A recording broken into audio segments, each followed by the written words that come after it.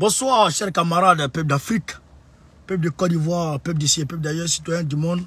Soyez salués de vos positions respectives. Soyez abondamment salués, chers camarades. Camarades, je vous demande de partager au maximum cette vidéo. Au maximum la vidéo, partagez au maximum la vidéo, chers camarades, peuple d'Afrique. Je viens de constater quelque chose sur TV5 Monde, mais je leur demande de changer leur titre, sinon c'est chaud. Sinon, il n'y a pas là. J'interpelle ici et là les responsables, j'interpelle les cadres du PPACI afin de pouvoir saisir TV5 Monde pour qu'ils changent leur information ou qu'ils modifient le titre qu'ils ont mis, en tout cas, sur leur journal de ce soir. Parce que ils sont en train de, soit ils se trompent, ou ils font exprès, alors c'est une diffamation, ou bien c'est une manière de sortir, de travestir les informations pour donner un autre contexte, un autre sens aux informations.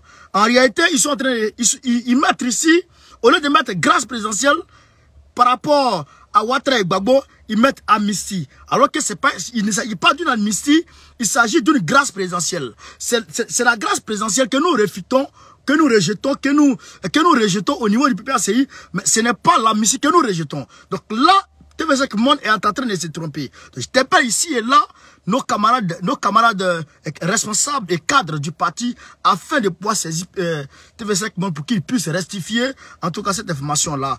Parce que c'est dangereux. C'est dangereux, on est dans le milieu communicationnel. Dans le milieu communicationnel, il y a beaucoup de choses qui se passent. Il y a beaucoup de choses qui se passent, il y a trop de choses qui se passent. Et puis, il ne faut pas laisser passer des choses comme ça. Camarades, c'est un peu ça. Donc, je vous demande de partager au maximum la vidéo. Voilà, je salue ici l'Adu, la maman Baya depuis le Guémon. Je salue aussi mon grand frère, chéri, le dinosaure du Guémon, Bulo Daniel, monsieur Allons seulement, monsieur sans retour, monsieur Allons, monsieur sans marche arrière, monsieur sans demi-tour, monsieur marche arrière cassé, le dinosaure du Guémon, le mobilisateur infatigable du Guémon. Je salue ici le camarade Daniel Bulo.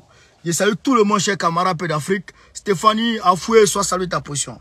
Camarade peu d'Afrique, on va rentrer dans la vie. Je vous demande de partager au maximum la vidéo, de partager, de faire le maximum de partage. Faites le maximum de partage, chers camarades.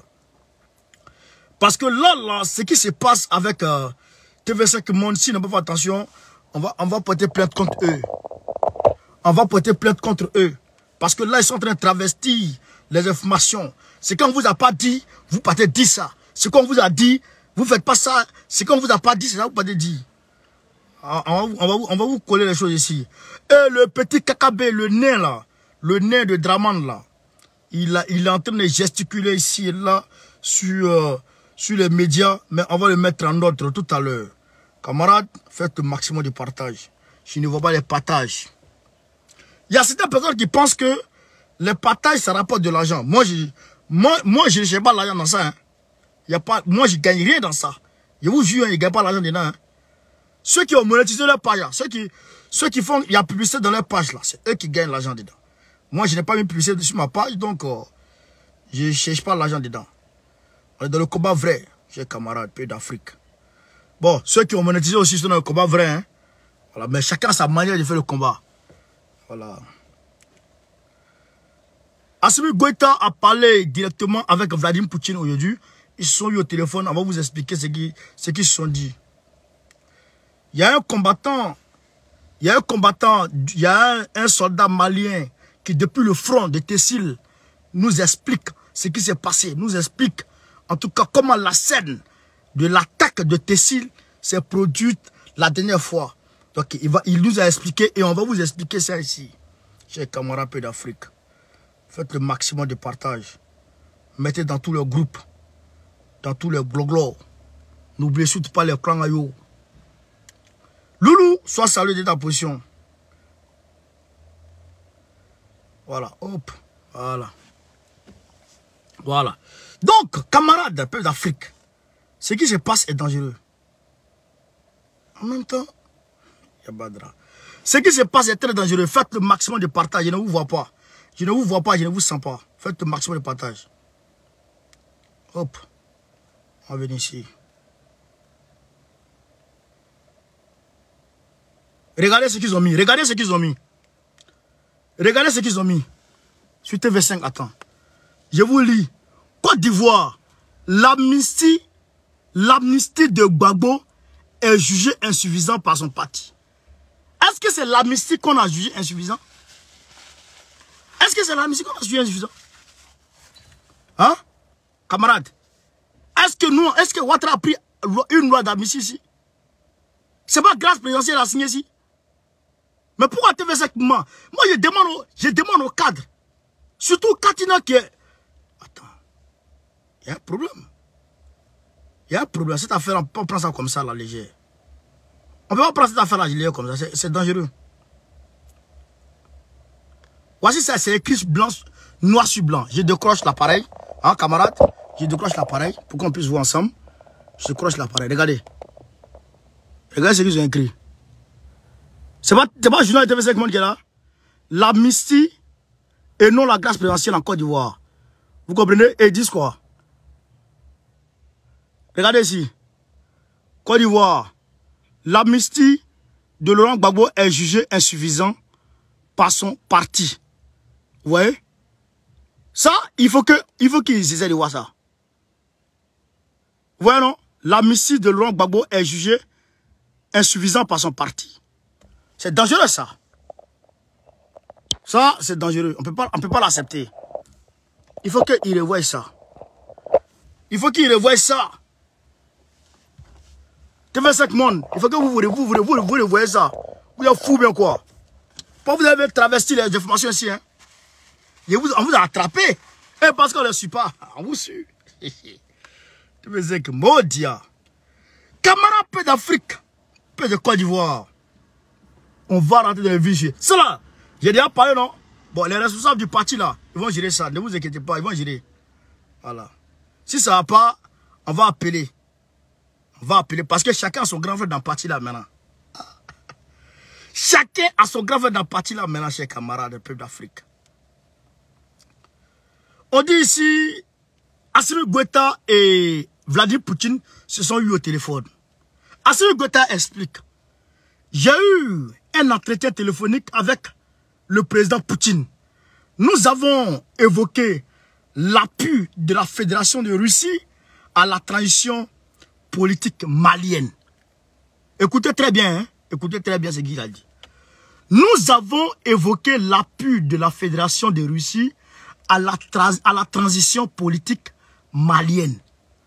L'appui de la Russie et Poutine à la transition. C'est-à-dire que pour une réussite de la transition, pour que la transition réussisse, pour que la transition puisse en tout cas arriver à terme, normalement, dans les bonnes conditions. Dans les bonnes conditions.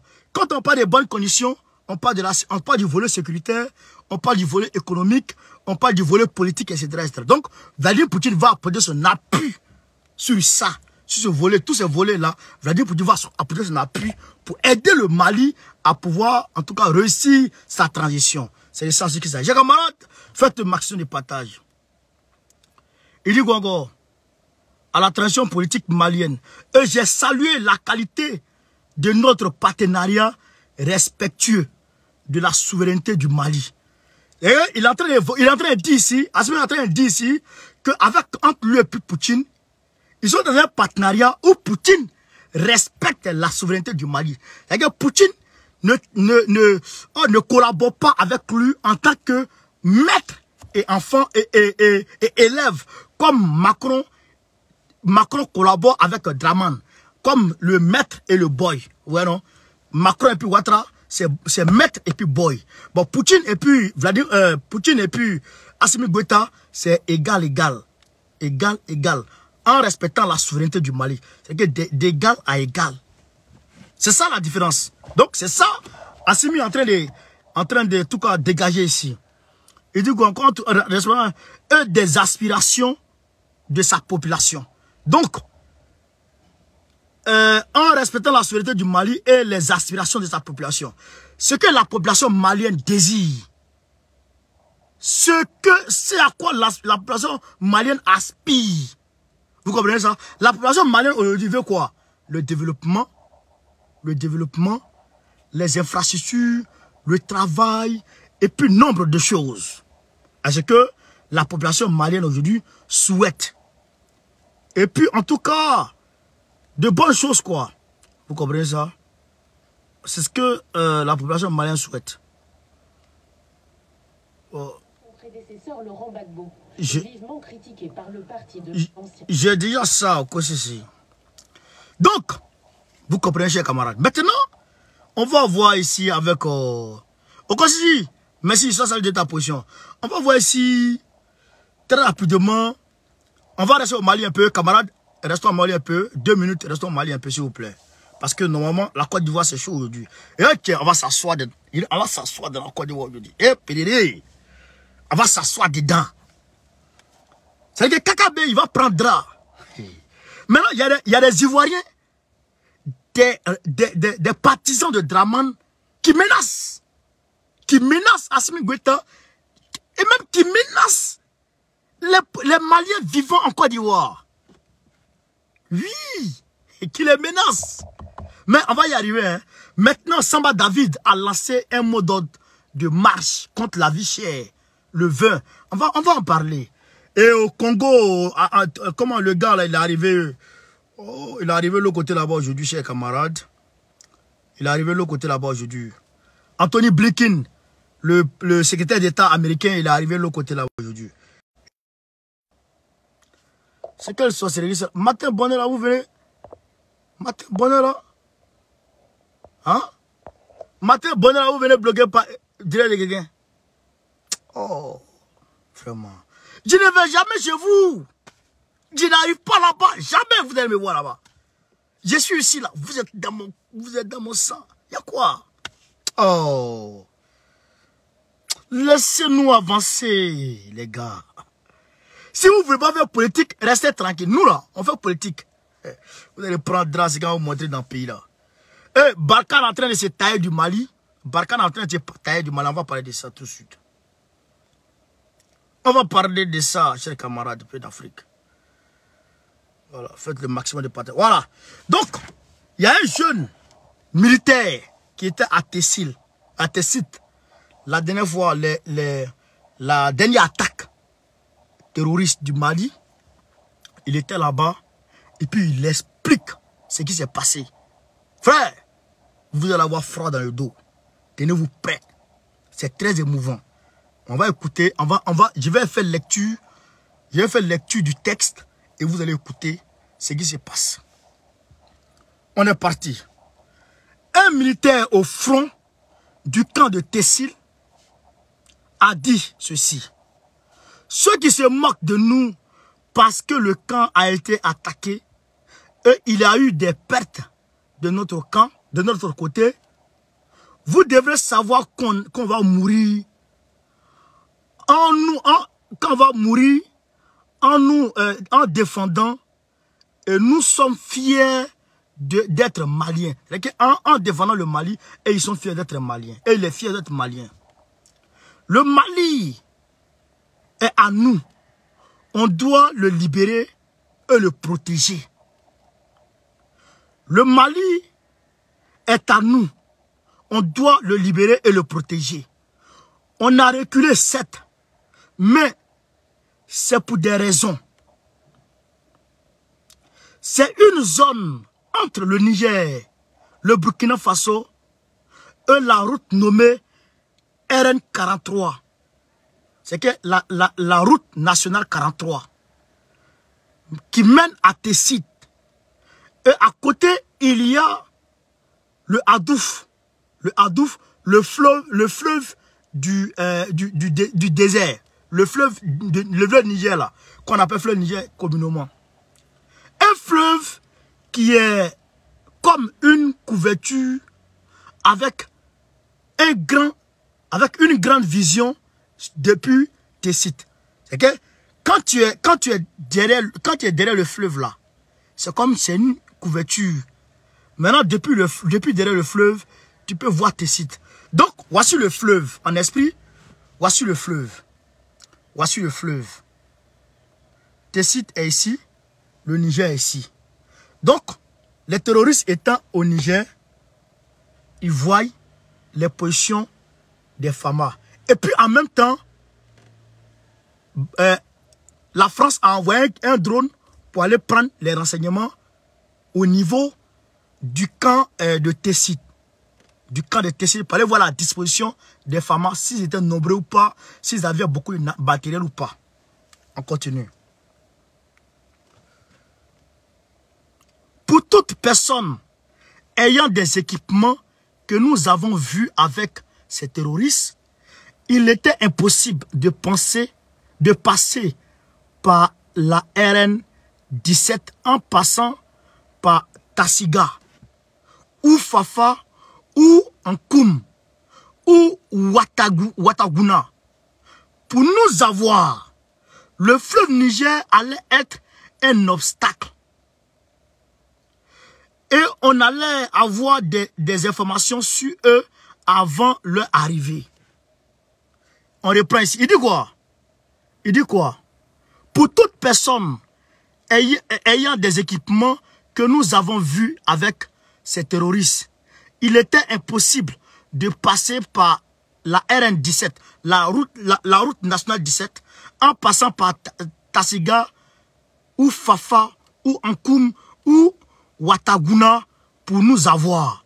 Le fleuve Niger allait être un obstacle et on allait avoir des informations sur eux avant leur arrivée. Donc, il dit ici, les villes qu'il nomme là, toute personne avec l'équipement qu'ils ont vu avec ces gars-là, toute personne qui était équipée comme ça là, s'ils venaient dans cette direction-là, forcé, et ils allaient avoir des informations. Donc ces gars-là ne sont pas venus du Mali. Ils ne sont pas sortis du territoire malien. On continue. De la zone de Sekiraou au Niger jusqu'à la zone de Ouanzébé aussi au Niger pour arriver au Mali par ce chemin. Vous n'avez que le désert, rien que du désert montagneux.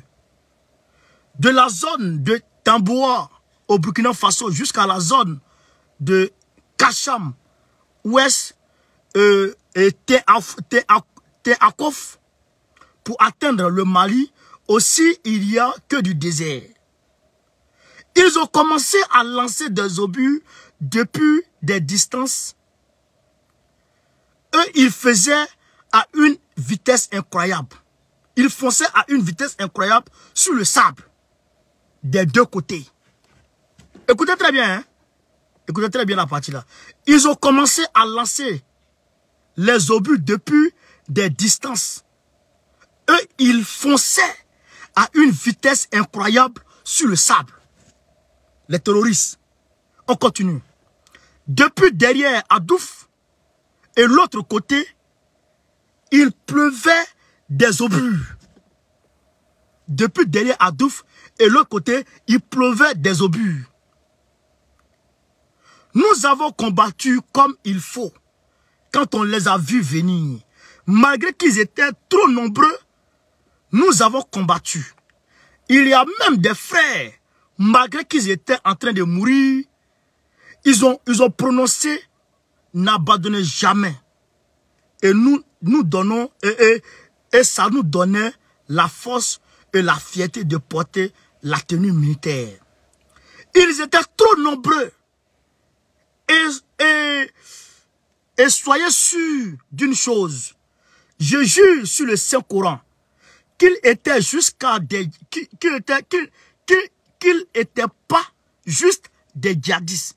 Il dit, il jure sur le Saint-Coran qu'ils n'étaient pas juste des djihadistes. Le gars dit, il jure sur le Saint-Coran qu'ils n'étaient pas juste des djihadistes. Nous avons vu plus de 600 véhicules lourdement armés. Nous avons vu plus de 600 véhicules lourdement armés. Le camp est isolé dans le grand désert entre le Niger et le Burkina Faso. Ces deux pays n'appartiennent pas au Mali. Ceux qui se préparent hors du Mali, surtout vers une frontière, on ne peut rien faire. Nous avons des droits sur nos terres seulement. Quand ils ont commencé à lancer les obus, c'était comme la pluie. On ne savait pas où aller. Ça venait de notre est et de notre ouest. Notre seule issue de secours était de replier vers la route qui menait à Ansogo, la RN 47, la route nationale 47. Je ne confirme pas, mais vérifiez bien si la France n'a pas aidé ces gens à nous attaquer. Ouais. Il dit ne confirme pas, mais d'abord il joue sur le Saint-Coran que ces personnes qui les ont attaqués n'étaient pas des simples terroristes. Parce que 600 véhicules qui fonçaient à toute vitesse sur eux, en train de lancer les obus. 600 véhicules lourdement armés, des pick-up lourdement armés, en train de faire pleuvoir des obus sur eux. Hey. On continue. Je ne confirme pas, mais vérifiez bien si la France n'a pas aidé ces gens à nous attaquer. Ces pick-up peuvent quitter vers le Niger pour venir vers nous. Ces pick-up peuvent quitter vers le Niger pour venir vers eux. C'est la seule issue pour venir sur eux. Peuvent quitter vers le Niger pour venir vers nous. Nous allons reprendre notre camp. Attaquer guerrier. Nous allons reprendre notre camp. La terre du Mali nous appartient. Et tous les frères qui sont restés sont morts les armes à la main. Nous allons retourner là-bas et récupérer nos corps, puis notre camp. Nous allons retourner là-bas et récupérer nos corps, puis notre camp. Tous ceux qui se moquent sur les réseaux sociaux ou encore du Maliba, soyez sûrs d'une chose, on ne lâchera pas. On ne lâchera pas. C'est pas dans notre tête de revenir à la maison sans gagner ce combat. On va mourir en essayant. Le Mali sera libre ou on va tous y rester. C'est notre devise. Je jure sur le Saint-Coran, ils n'ont pas préparé cette attaque sur le territoire malien. Ils répètent encore, ils jurent qu'ils n'ont pas, sur le Saint-Coran, qu'ils n'ont pas préparé cette attaque sur le territoire malien. Il sait de quoi il parle. Tu ne peux pas préparer sur le territoire malien et puis les radars ne vont pas te détecter. Et puis les satellites ne vont pas te détecter. C'est impossible.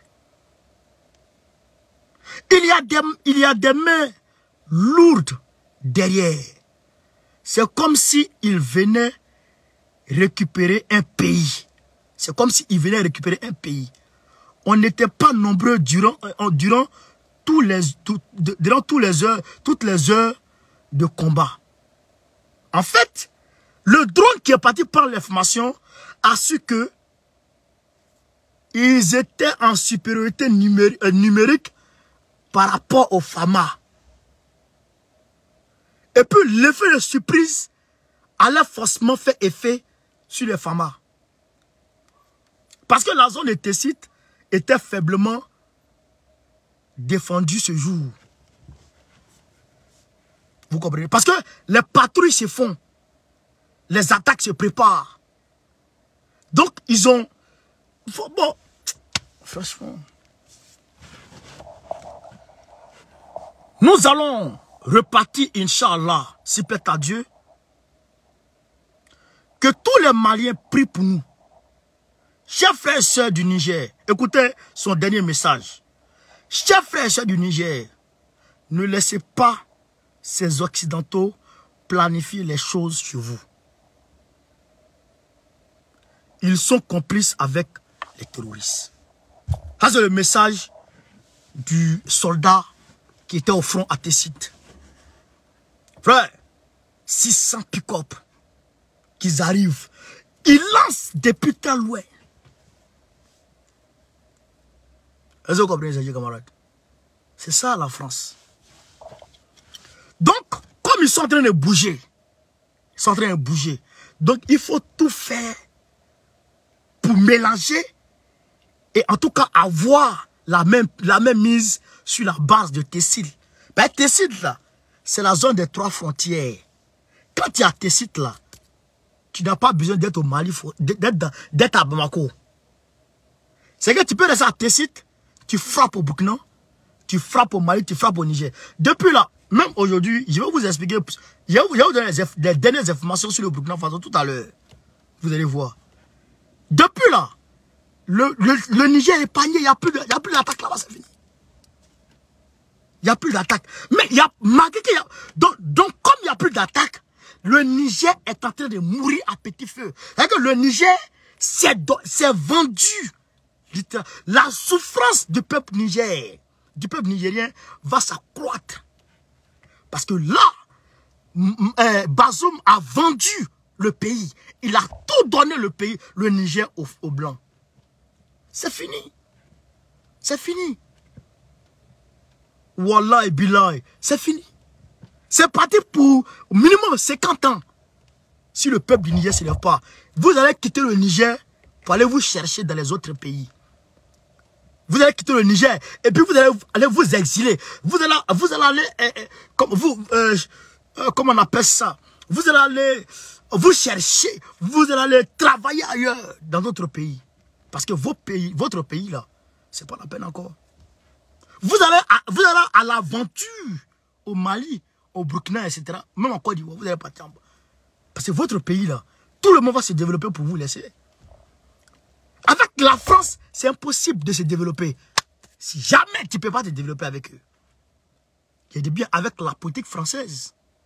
Ce n'est pas le peuple français. Avec la politique française et les multinationales mondiales, les prédateurs économiques, c'est fantôme, c'est criminel économique. Là. Avec eux, tu ne peux pas t'en sortir. Regardez l'uranium du Niger. Le Niger gagne combien de temps? Le Niger gagne 6%.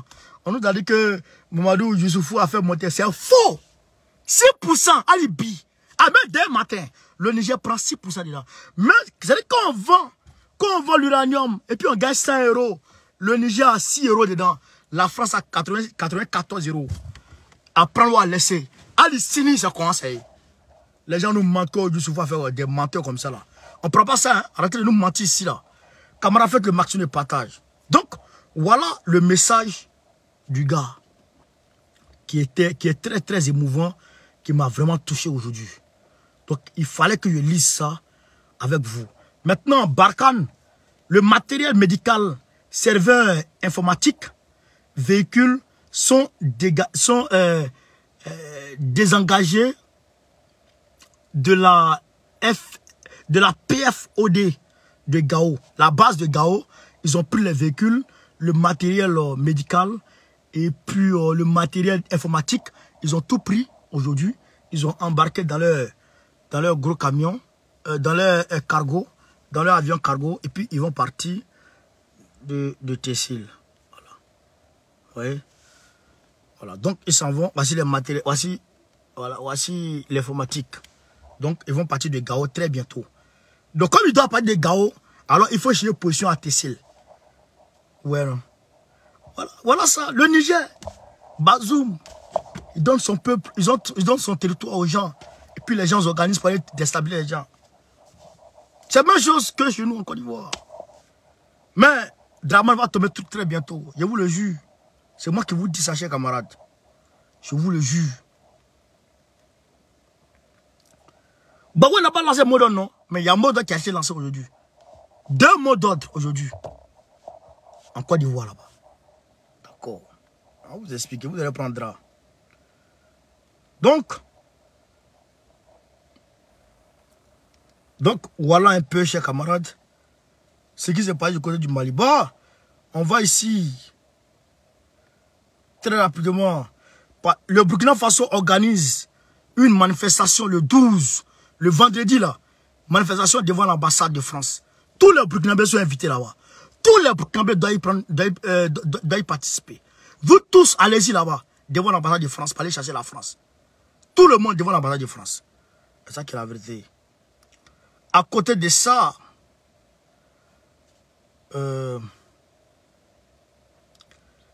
sur l'axe Kaya-Dori au Burkina Faso, les terroristes ont détenu un camion de riz. Un camion chargé de riz.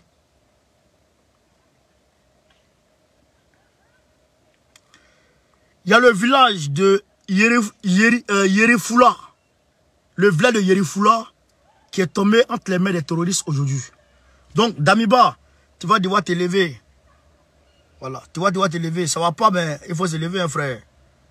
Voilà. Toujours en Côte d'Ivoire, on va écouter le mot d'ordre qui a été lancé aujourd'hui.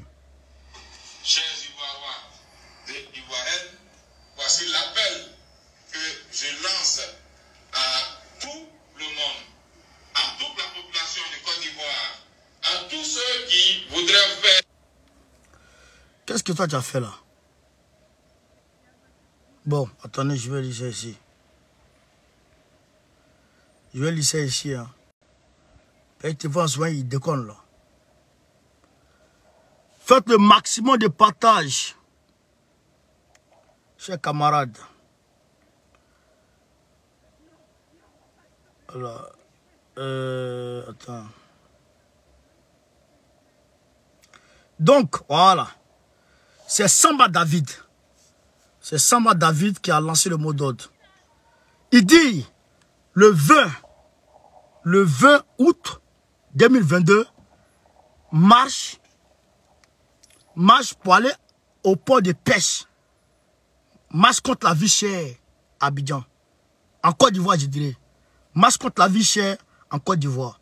Voilà. Donc, tous les Ivoiriens là, vous qui criez, j'en ai faim, on a faim. Allez là-bas. Voilà. Il dit ici, Samba David, acteur de la société civile, lance un mot d'ordre de marche contre le prix du poisson. Le prix du poisson thon en Côte d'Ivoire. Il dit le poisson thon est trop. Voilà. Donc, Samba David lance un mot d'ordre de marche. Donc, allez, le 20, le samedi 20, tous les Ivoiriens qui mangent garba, tous les Ivoiriens qui mangent garba, vous devez vous joindre à Samba David pour aller manifester. Le lieu et l'heure seront en tout cas communiqués incessamment. Voilà. Ah, mais comment? Je dis quoi ça?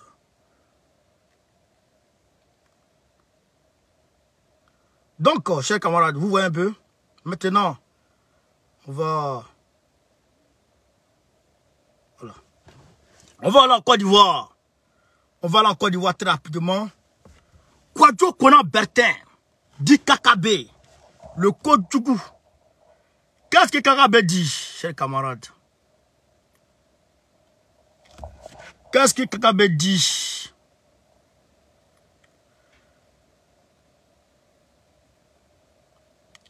On dit ici, le sujet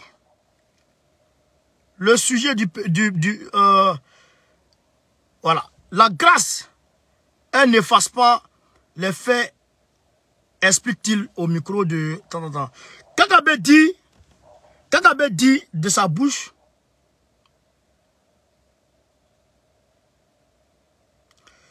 on lui dit à Kakabe, on dit Gbagbo rejette la grâce présidentielle.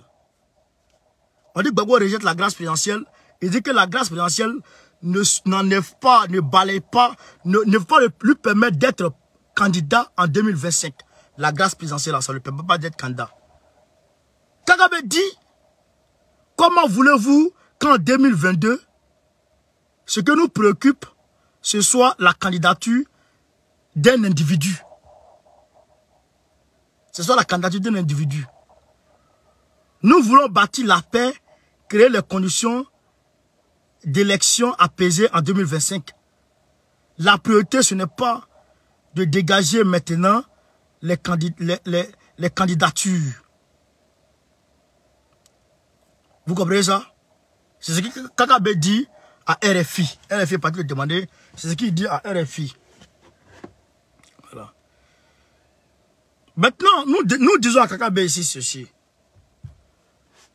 Kakabe, nous on n'est pas comme toi. Nous on n'est pas des vendus. On n'est pas comme toi. Qu'est-ce que Gbagbo a fait? Et puis, on lui colle 20 ans. Qu'est-ce qu'il a fait? Frère, Gbagbo a fait quoi? Et puis on dit qu'il est condamné à 20 ans. Il a fait quoi? C'est ça la question. C'est ça la question essentielle. Gbagbo a fait quoi? Et puis on dit qu'il est condamné à 20 ans. C'est ça la question qu'on pose. Et quand quelqu'un est condamné à 20 ans, quand quelqu'un est condamné et qu'il a un casier judiciaire en Côte d'Ivoire, mais il ne peut pas se présenter. Pourquoi on n'a pas dit ça? Parce que toi, Kakabe, tu es court. Ou bien toi, Kakabe, tu es vilain. Donc, parce que tu es vilain, on ne doit pas dire que... On ne doit pas dire que ça peut empêcher Gbagbo d'être candidat en 2025. Parce que toi, Kakabe, tu es comme pygmée. Donc, on ne peut pas dire ça. Peut-être qu'il ressemble à Pani. On ne peut pas dire ça. Pourquoi? Pourquoi? Frère, on va contextualiser les choses. La CEDEAO, la BCEAO là, la BCEAO n'appartient pas à la Côte d'Ivoire seule. La BCEAO n'appartient pas à la Côte d'Ivoire seule. La BCEAO appartient à 8 pays. 8 pays. Plus la France. Plus la France. Donc, 9 pays. Mais, ils ont posé la question à la BCEAO. Excusez-moi, hein, camarade. Hein, excusez-moi. Hein, le gars là, il ne s'est pas d'accord. Excusez-moi. Hein. Alors, Modi. Ouais, c'est comment? Ouais. Ouais. Mais parle, cousin, parle. Parle.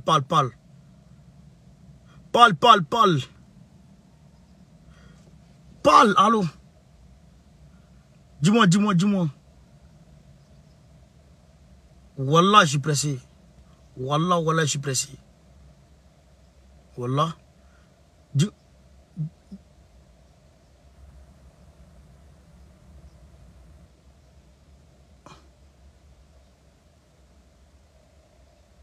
Comment ça, c'est moi? Comment ça? Non, faut pas semblant comme ça, là, je suis pas dedans. Hein. Semblant comme ça, là, je suis pas dedans. Hein.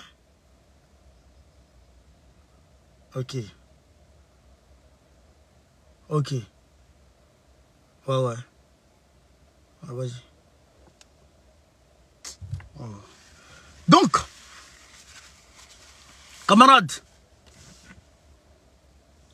vous comprenez de quoi il s'agit? La BCEAO, c'est 8 pays. 8 plus 1, plus la France, ça fait 9. Mais on leur pose la question, on dit, mais est-ce que vous avez été braqué? Est-ce que la BCEAO a été braquée? La BCEAO dit, non, moi je n'ai pas été braqué. Écoutez, hein, ce qu'ils sont en train de vous dire, frère. Écoutez, parce que il faut qu'on explique les choses aux gens. Parce que ce qui est là, ça là, ce que ça va devenir, Wallah et billah. Même si Gbagbo ne veut pas être candidat, nous, on va l'obliger à être candidat. À cause de ça, là, pour laver son affront. Même si lui-même il dit, je renonce. Oh, ça, il renonce pas. Au nom de Dieu. Mais, on demande à la BCEAO, est-ce que vous avez été braqué? La BCEAO dit non, moi je n'ai pas été braqué. 2 fois, 3 fois. On demande à Dakar, est-ce que la BCEAO a été braquée? Dakar dit non, on n'a pas été braqué. Mais comment, toi Draman, toi seul tu dis, non, la BCEAO a été braquée. La BCEAO dit, on n'a pas été braqué. Toi tu dis la BCEAO a été braquée, pourquoi? Pourquoi? C'est pour annuler Gbagbo. Pour constituer un obstacle à la candidature de Gbagbo. Vous voyez? Pour constituer un obstacle à la candidature de Gbagbo. Mais pourquoi on ne va pas évoquer le problème qui a poussé Ouattara à coller cette affaire à Gbagbo? Le problème clé là, le problème clé de cette affaire là, c'est la candidature de Gbagbo en 2025. Voilà le problème. Le problème de cette condamnation là, c'est la candidature de Gbagbo à une prochaine élection présidentielle en Côte d'Ivoire. C'est ça le problème clé. C'est ça la base de cette histoire de condamnation. Mais si on n'évoque pas ça, on n'a qu'à évoquer quoi? Sinon Gbagbo il a un problème. Est-ce qu'il va pas, est-ce qu'il ne voyage pas? Est-ce qu'il ne vague pas ses occupations? Est-ce qu'il ne vit pas? Est-ce qu'il ne fait pas sa politique? Gbagbo n'a pas de problème. Il ne pige aucune peine. Il est à l'aise. Au contraire, même, il grossit. Il devient de plus en plus frais. Il rajeunit. Vous comprenez ça? Mais le seul problème, le seul hic, c'est cette histoire administrative qui gêne l'affaire, qui gêne la cohésion sociale, qui gêne la cohésion sociale, qui gêne la réconciliation en Côte d'Ivoire. Vous comprenez? Parce que de façon malicieuse, de façon abusive, Ouattara colle ça à Gbagbo. Donc, il faut que ça quitte. Il faut que ça quitte. Parce que si ça ne quitte pas, nous, on va faire quitter ça. Comment ça là, ça a quitté. C'est ça qui est la vérité, chers camarades. Parce que le monsieur, il n'a rien fait. Et d'ailleurs, l'argent qui a été pris, que Ouattara a considéré comme casse de BCAO, c'est l'argent qu'ils ont pris pour payer les fonctionnaires de Côte d'Ivoire. Toutes les traces sont là. Toutes les traces sont là. Tout ce qu'on a fait avec l'argent là, toutes les traces sont là. Tu calcules selon les traces, tu vas tomber sur la somme qui a été récupérée. Mais est-ce que les fonctionnaires là-haut, l'argent qu'on leur a donné là, fin mars, l'argent qu'on leur a donné là, est-ce qu'ils ont jeté à la poubelle? Est-ce qu'ils n'ont pas dépensé? Pourquoi on ne va pas évoquer ça? Pourquoi on ne va pas évoquer ça? Parce que toi, tu appelles Kakabe. Bon, vous voyez Kakabe comme ça. Bon, ça, c'est des gens, mais eux, politiquement, ils sont finis. Hein? Non seulement il n'est plus PDCI, il ne peut pas être RADP, il ne peut rien devenir. Brillant garçon en politique. Mais son avenir, il a mis son avenir à la poubelle à cause de l'argent et un petit poste ministériel. Il y en a qui ont fait combien d'années de pouvoir avec Houphouët-Boigny? Ils ont été ministres tout le temps avec Houphouët-Boigny. Ils ont continué avec Bédié. Mais ils sont où? Dès que Bédié est tombé, Tidiane Thiam que vous voyez là, il était ministre de l'économie de Bédié. Depuis Bédié est tombé en 99 net, il est parti en exil. Toi, ton poste ministériel que tu es dedans là, mais ça va tomber. Si Ouattara tombe, qui va toi te prendre pour te faire ministre encore? Ta carrière politique aujourd'hui est indexée sur la durée de vie du pouvoir de Ouattara. Ouattara tombe là, toi tu es fini politiquement. Espèce de Cro-Magnon, Akpani, Kodjougou là. Vous comprenez ça, camarades? C'est de ça qu'il s'agit. Donc, nous disons ceci. Gbagbo là, c'est lui notre candidat. C'est Gbagbo qui est notre candidat. Ah non, ça, non. C'est Gbagbo notre candidat. Que tu veuilles ou non, c'est Gbagbo notre candidat. En 2025. Oui, oui. Et on se donne les moyens pour.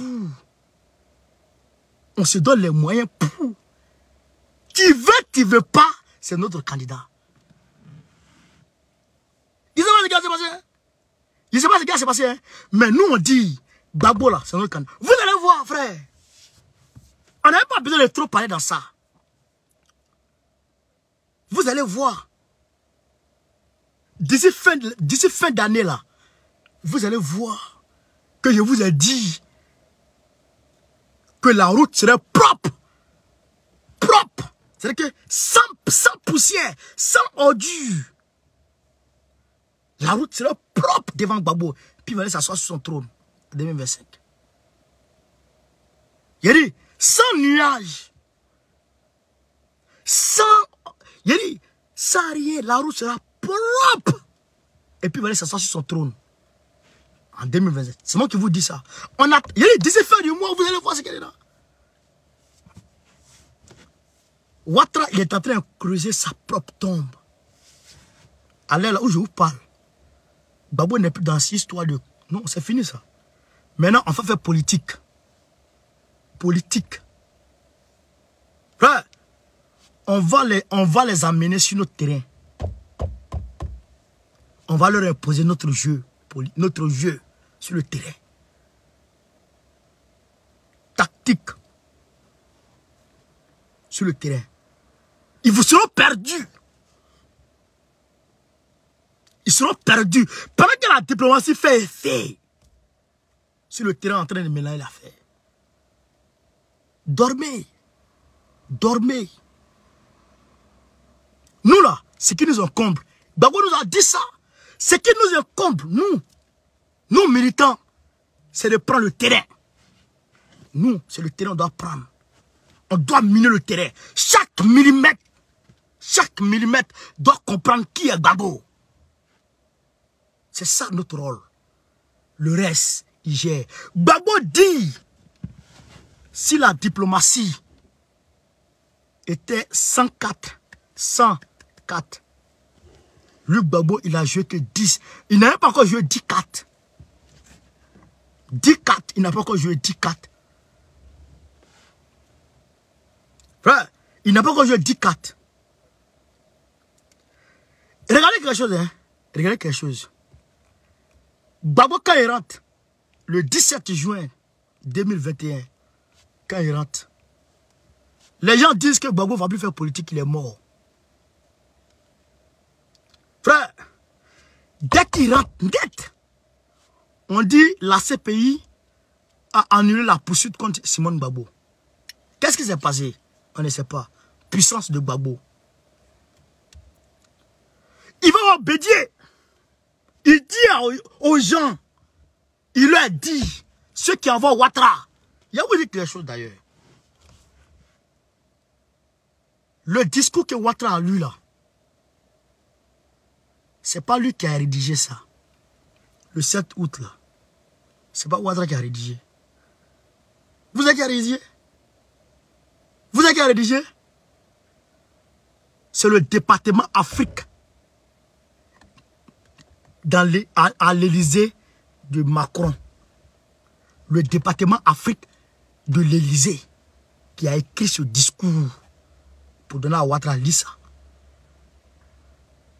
Frère, c'est le département Afrique de l'Élysée qui a écrit ce discours pour donner à Ouattara Lissa. Parce que il ne faut pas amnistier Gbagbo, il faut le gracier. Vous avez vu les médias français, comment ils ont fait le tapage autour de la grâce. Grâce présidentielle, grâce présidentielle, grâce présidentielle. Ils ont fait le tapage. Mais il faut nous, pour établir la vérité. Il faut que nous soyons là pour établir la vérité, frère. Donc il faut forcer Gbagbo à quitter la politique. Voilà pourquoi nous disons ici, abatard.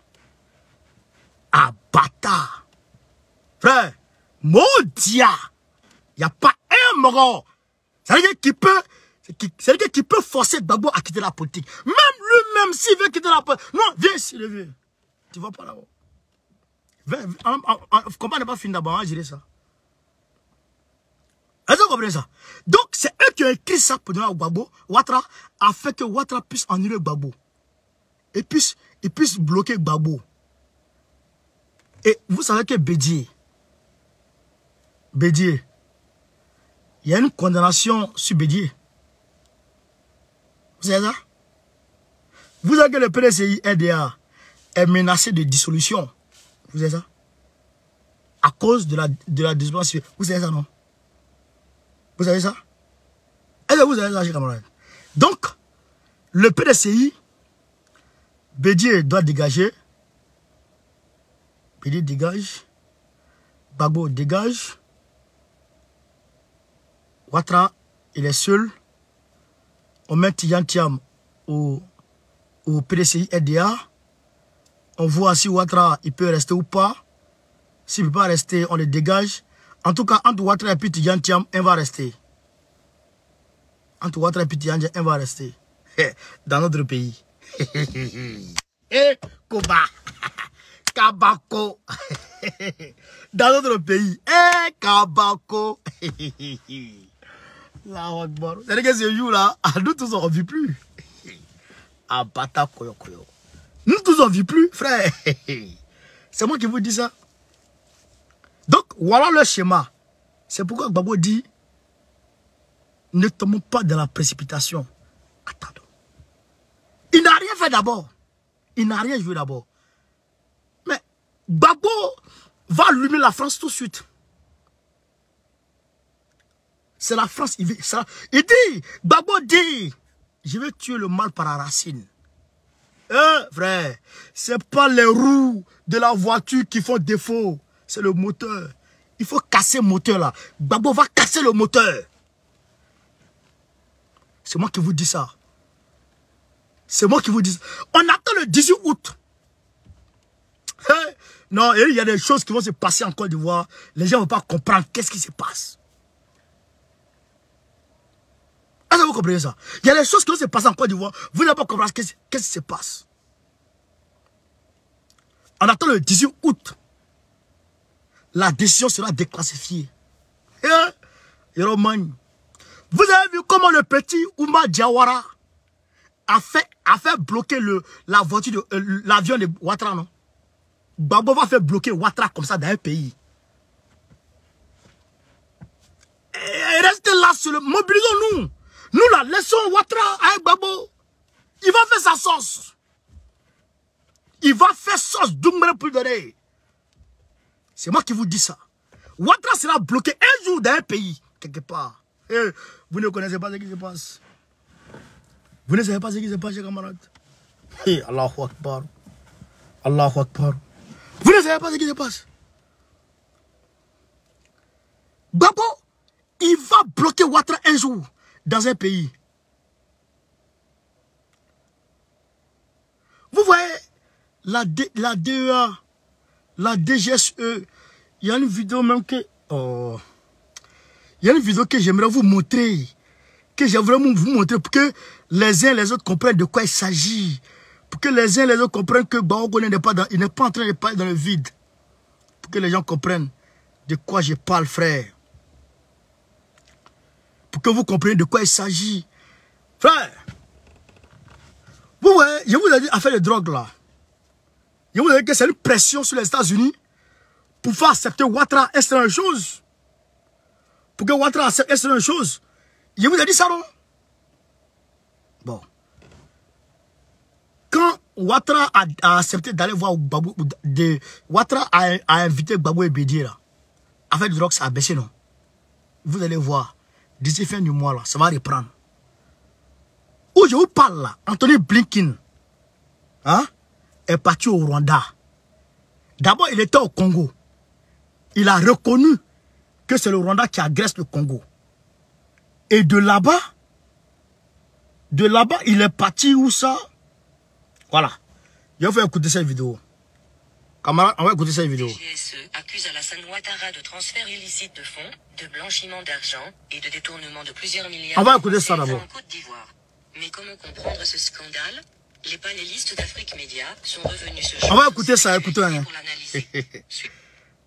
La Direction générale de la sécurité extérieure française, DGSE, accuse Alassane Ouattara de transfert illicite de fonds, de blanchiment d'argent et de détournement de plusieurs milliards de francs CFA en Côte d'Ivoire. La DGSE accuse Ouattara. Vous avez vu, la semaine passée, la femme de Ouattara a été accusée de bien mal acquis dans l'affaire Ouma Bongo. Rien n'a commencé d'abord. Frère, attendons, vous allez prendre drap de ce qui va se passer. Écoutons. Pour comprendre ce scandale, Écoutons ça. les panélistes d'Afrique Média sont revenus ce jour sur cette actualité pour l'analyser. Suivons maintenant le décryptage de ce grossier scandale par les panélistes d'Afrique Média. Suivons. Voilà, un sujet dont les médias ivoiriens ne parlent pas. Est-ce à dessein ou plutôt c'est juste un oubli ou plutôt une orientation de la ligne éditoriale? Là également, vous nous en direz tout à l'heure. Et bien sûr, le patriarche, le doyen Bilo Aïssi qui est avec nous en direct de Yaoundé. Bonsoir Bilo Aïssi.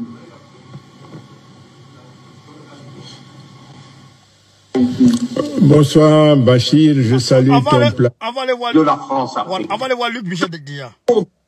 On va voir Luc Michel. Nous l'avons intitulé sur ce dossier. Qu'en est-il exactement? Écoutons Luc Michel.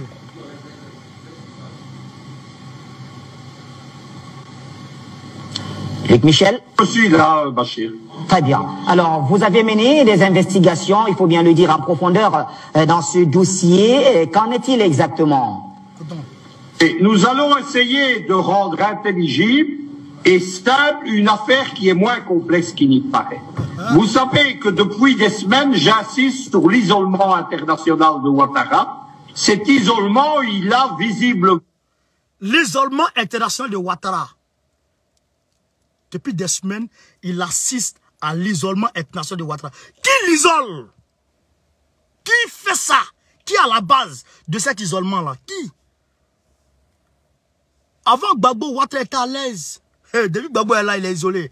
Écoutons, vous allez comprendre que je ne parle pas dans le vide, chers camarades. Rejoint Macron et l'Élysée. Macron subit des pressions des Américains, il subit des pressions de l'Union européenne. En particulier, vous savez que le Parlement européen, le mois passé, a émis une motion demandant le retour de Gbagbo, Blé Goudé, Guillaume Soro au pays. Et donc, Macron, visiblement, a lâché Ouattara.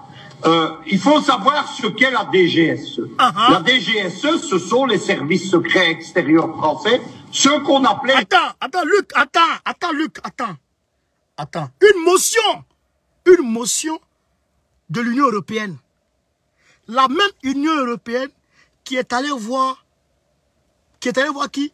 Le PPACI de Gbagbo, quand Gbagbo est monté en Europe ici. L'Union européenne est gérée par les États-Unis.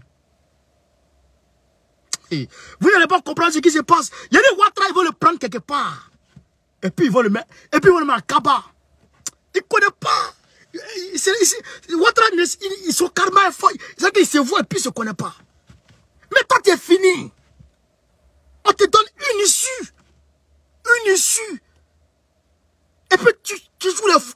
Tu joues le fou. Va te remplacer tout de suite. Il a visiblement rejoint Macron et l'Élysée. Macron subit des pressions des Américains, il subit des pressions de l'Union européenne. En particulier, vous savez que le Parlement européen, le mois passé, a émis une motion demandant le retour de Gbagbo, Blé Goudé, Guillaume Soro au pays. Et donc, Macron, visiblement, a lâché Ouattara. Il faut savoir ce qu'est la DGSE. Donc, vous allez comprendre quand je vous dis que depuis Ouattara a fait son 3e mandat à la con, là, Macron n'a jamais fait photo à lui. Cherchez ça, des photos de Macron et Ouattara depuis 2020 jusqu'à aujourd'hui. Cherchez, vous allez me montrer. Ça n'existe pas. Macron n'a jamais reçu. Hey, vous ne savez pas ce qui se passe. Les gens ne connaissent rien. Et puis ils sont là, ils parlent. Ouattara est fini. Gbagbo va faire ça tout de suite. On n'a pas besoin de marcher. Écoutons. Ce sont les services secrets extérieurs français, ceux qu'on appelait jadis le SDEC, c'est-à-dire le pilier de Foccart et de la France-Afrique. C'est le domaine réservé du président, que ce soit De Gaulle, que ce soit Pompidou, que ce soit Giscard d'Estaing, Mitterrand, Chirac, Sarkozy, Hollande, c'est le domaine du président. Le SDEC a même une section homicide, c'est-à-dire qui fait des meurtres ordonnés sur la seule volonté du président français. À partir du moment où le SDEC, devenu DGSE, décide de s'en prendre à Ouattara de cette façon, après une visite de Ouattara à l'Élysée, il est bien clair que cela révèle une volonté. La deuxième chose qu'il faut savoir, c'est que les enquêtes sur Ouattara, il ne faut pas se perdre dans la cascade de sociétés, de détournement, etc. Nos téléspectateurs, pour faire simple, ils doivent comprendre, il y a un mécanisme de corruption et de pillage des finances publiques ivoiriennes qui a été mis au point avec l'entourage du roi du Maroc et sa famille. Il faut savoir que le roi du Maroc, il est dedans celui qui permet à Ouattara et à son clan de détourner des milliards d'euros, je précise bien, pas de francs CFA, et de les lessiver dans un système de blanchiment de l'argent. On retrouve notamment les paradis fiscaux, Panama, etc. Ça, c'est la première chose qu'il faut comprendre. Tout le reste, c'est du détail. Mais dans cette affaire, c'est comme dans la tragédie grecque, il y a l'unité de temps et de lieu. Ce n'est pas une affaire nouvelle. Elle a été notamment publiée en 2015 et en 2018 par le site ivoirien Koachi. L'article qui a été publié en 2015, c'est in extenso, celui qui est publié aujourd'hui par toutes les agences de presse. Et on revient un peu à ce qui s'est passé avec Bakayoko.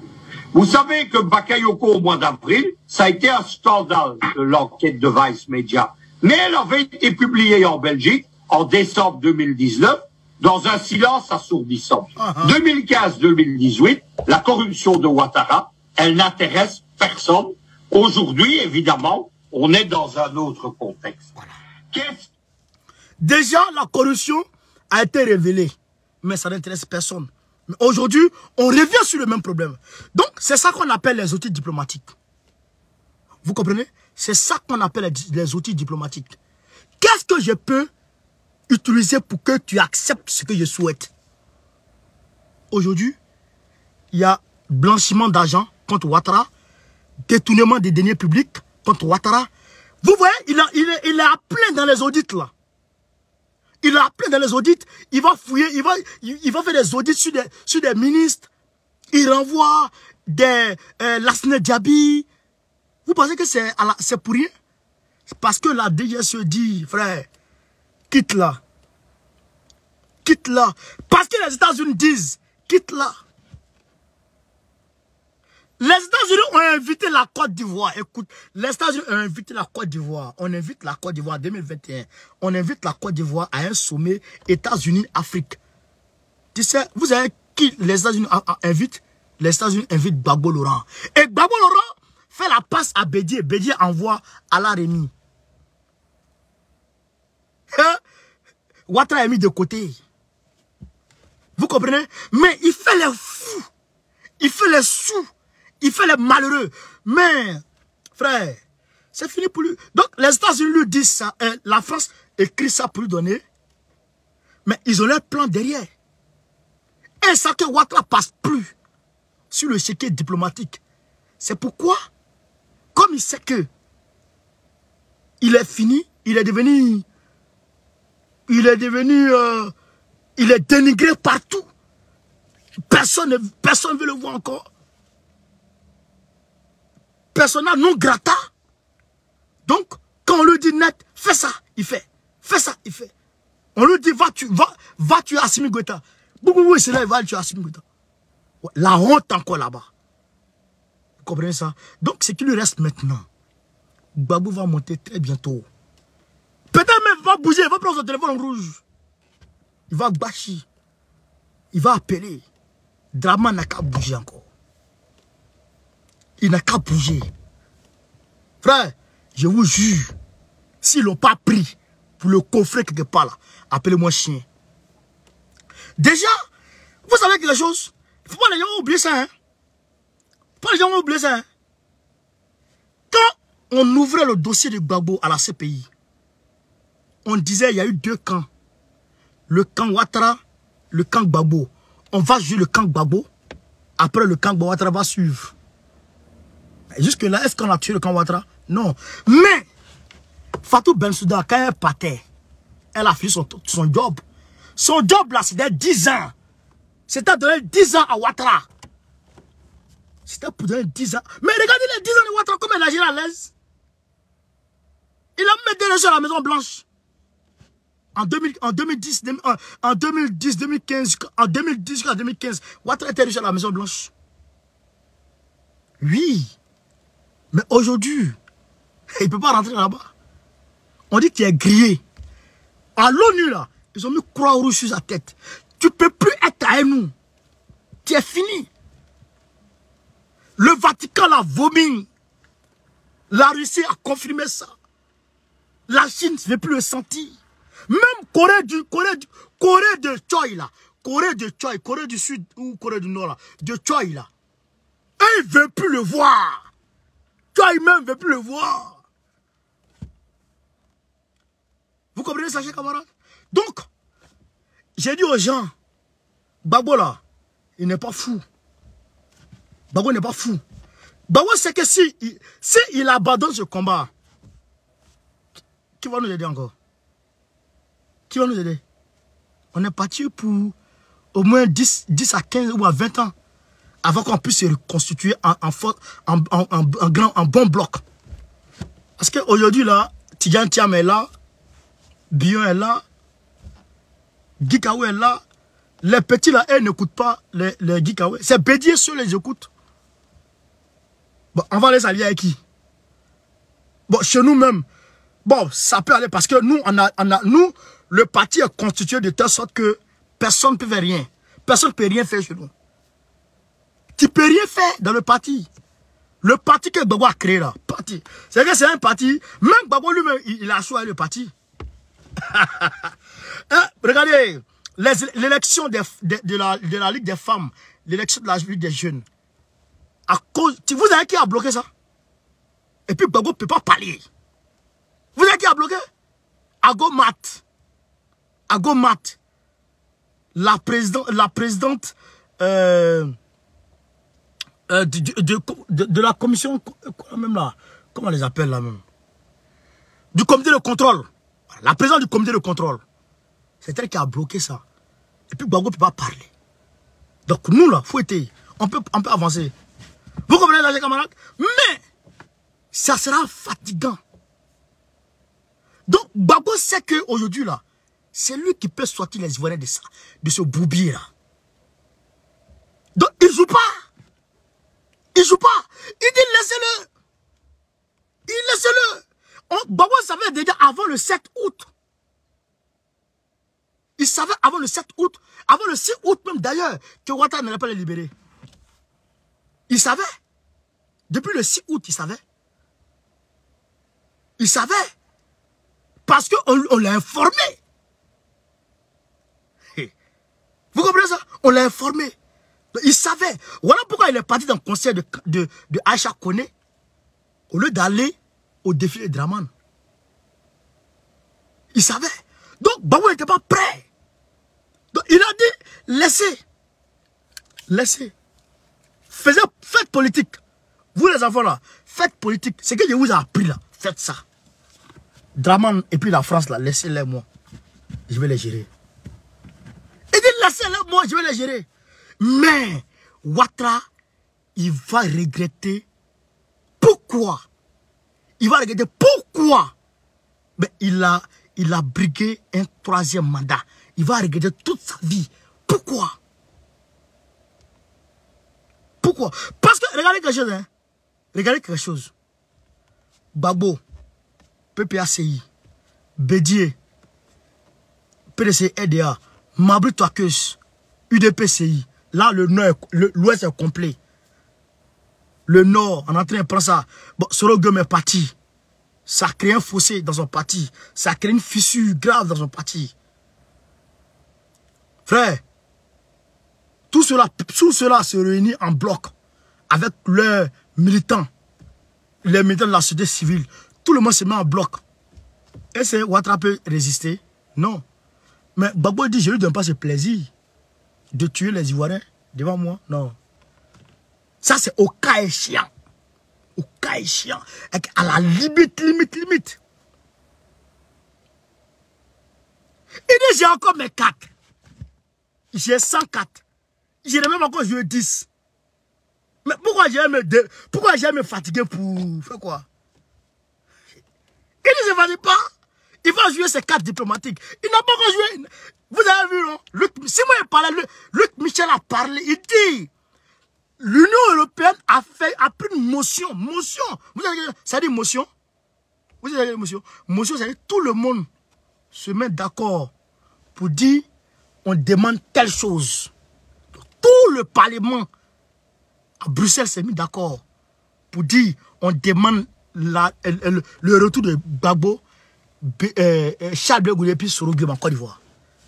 Toute l'Europe a dit ça. Et c'est la même Union européenne qui est allée à Côte d'Ivoire.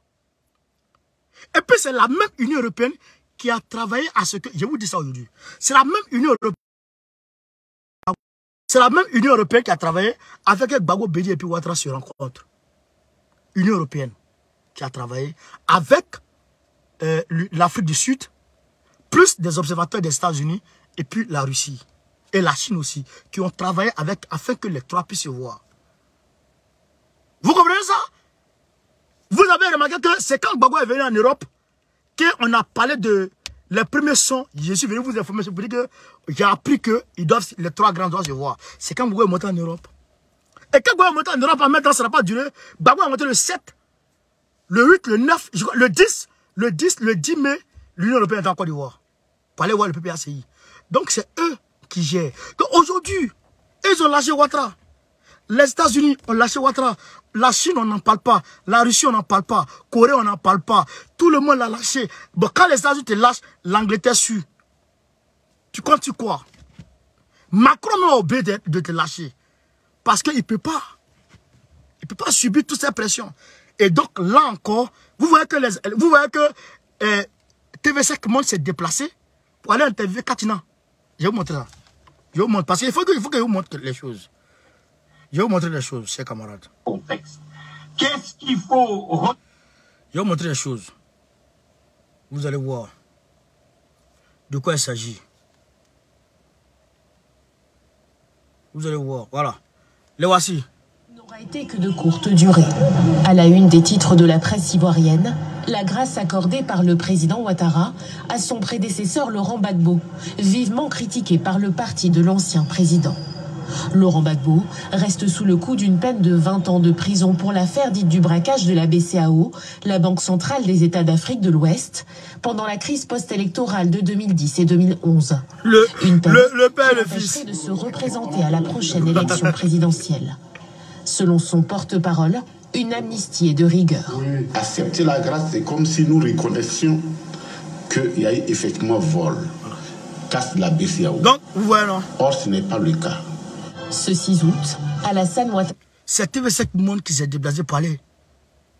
Donc, ils veulent faire forcer pour que nous, on accepte de dire que Ouattara a fait bonne chose. Pour que Macron puisse parler au niveau de l'Union européenne. Mais c'est coloré. Parce que même moi, l'Union européenne me suit ici. Même moi, l'Union européenne me suit ici. Ils écoutent ce qu'on dit ici. Parce que ici, là, c'est la pure vérité. L'information fraîche. C'est-à-dire que demain, ça sort là. C'est comme ça on donne. Voilà. L'Union européenne, c'est ça. Qu'est-ce que c'est connerie? C'est connerie. Et nous, on ne peut pas accepter ça. L'Union européenne, c'est ça. Donc, la pression va s'augmenter sur Draman. Et Gbagbo va monter au niveau international pour aller taper. Hey, Yoroman. Ouattara, il a... Je vous ai dit qu'il va faire une erreur. Je vous ai dit, il va faire l'erreur. Voici l'erreur fondante, l'erreur monumentale. Bon, le samedi 13 là, on va faire un meeting. PPACI, PDC EDA, à Figayo. On va faire nos premiers meetings là-bas. Mais ouais. Oh Zouzou, le gang en bas, ça c'est de ta position. Ouattara, c'est fini. On On va faire meeting là-bas déjà. Bon, Samba David a lancé son mot d'ordre de manifestation. Et ils vont manifester. Maintenant, la société civile manifeste. Yorobman, tout est mélangé sur lui. Nous, on est dans la rue, en train de faire nos meetings, nos sittings politiques ici et là. Mais, il fait quoi? Lui-même, son parti, ça ne va pas. Ils sont en train de découper un machette. Ça ne va pas. Il peut faire quoi? Donc, aujourd'hui, Ouattara, ce qu'il voulait, c'était de créer un chaos. Il voulait qu'on sorte pour créer un chaos, pour qu'ils se maintiennent. Mais Gbagbo dit non, ça là, tu vas pas avoir ce plaisir. On te laisse. Fais. Mais Gbagbo va commencer tout de suite. Gbagbo va commencer tout de suite à frapper. Et son téléphone rouge, il a saisi. Vous-même, vous avez vu? Si c'est quelqu'un d'autre qui a dit, non. L'Union européenne a pris motion pour dire Gbagbo, Blé Goudé, Soro doivent rentrer. Et c'est ça, les ingrédients pour la réconciliation. C'est ça qui a été donné à la...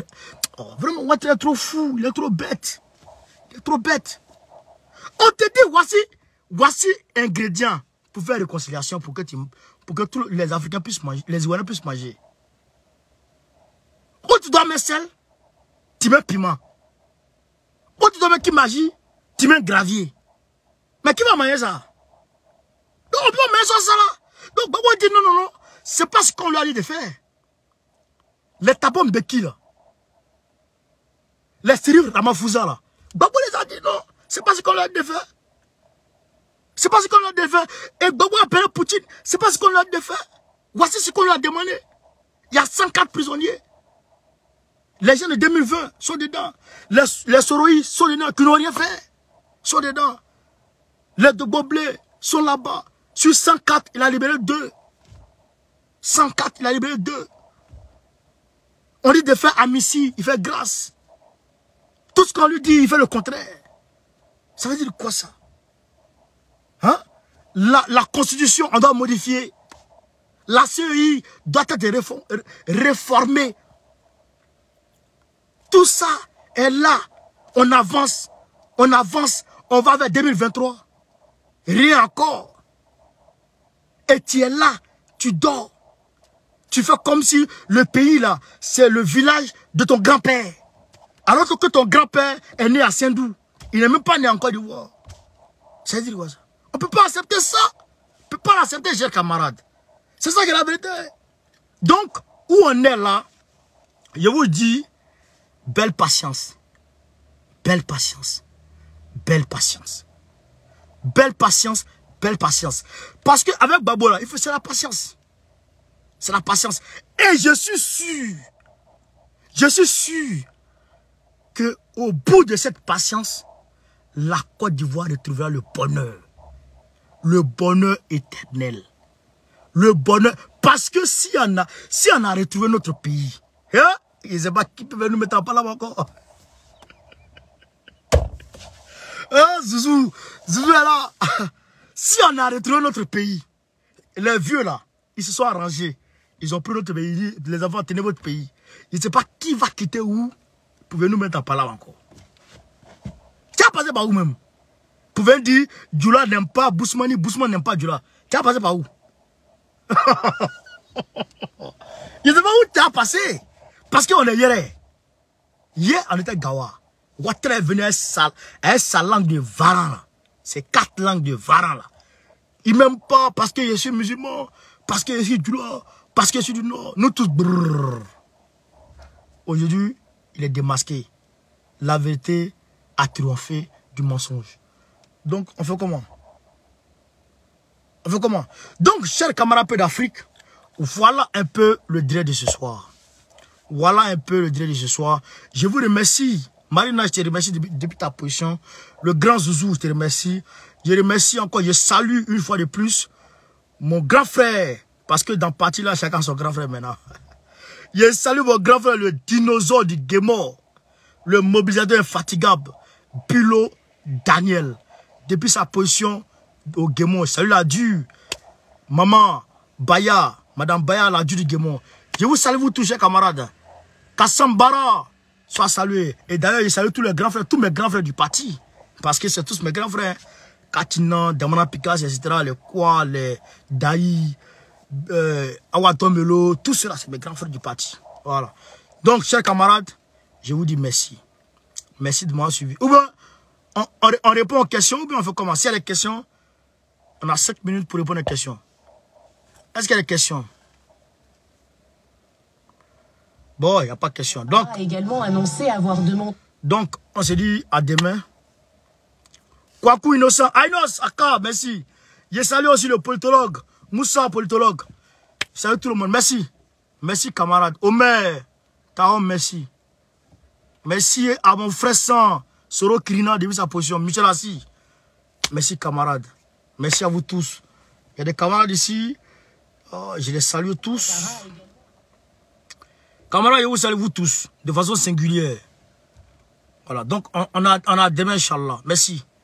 Merci, merci, merci. Ciao, ciao.